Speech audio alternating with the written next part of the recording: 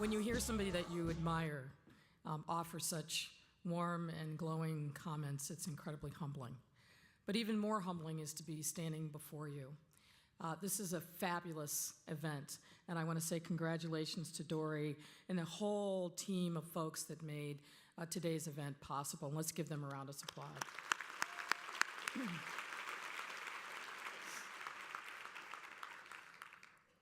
I had no idea that I would be stepping into such a white-hot fire about 2 years ago when the mayor called and asked me to both initially be the Chicago Police Board president, and then after the release of the video showing the killing of Laquan McDonald, to head up the Police Accountability Task Force.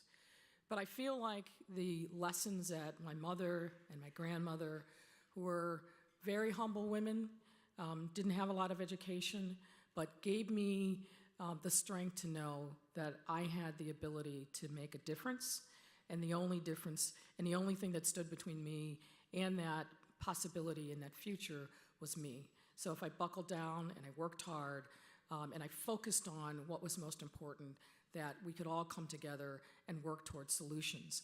That mantra that I heard in my house from a very young age is something that has come back to me over and over again, particularly in the last 2 years.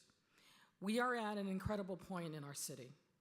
We have the ability to make a substantial difference, but we can't do that by being on the sidelines. I remind myself of that when I come home at night and I'm tired, when I've been battered and beaten. This is a critical, generational, maybe once in a lifetime moment for us to really have a community conversation about the kind of policing that we want, but more importantly, about the need for public safety for all of our citizens.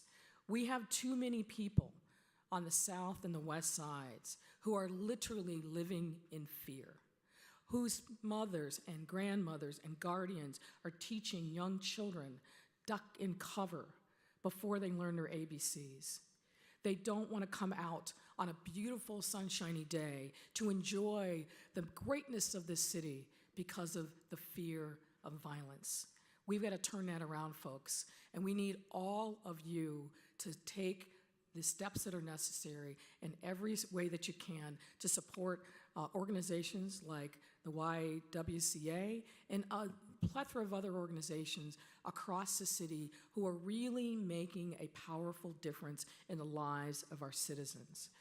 I stand before you as a representative of scores of people who are really hard at work trying to make a difference, not only just to support our police department, which is critically important, but really to try to improve the quality of lives of people in our city so that public safety is not a commodity that is just available to the wealthy. We've got to make a difference in the way that people are living their lives in this city.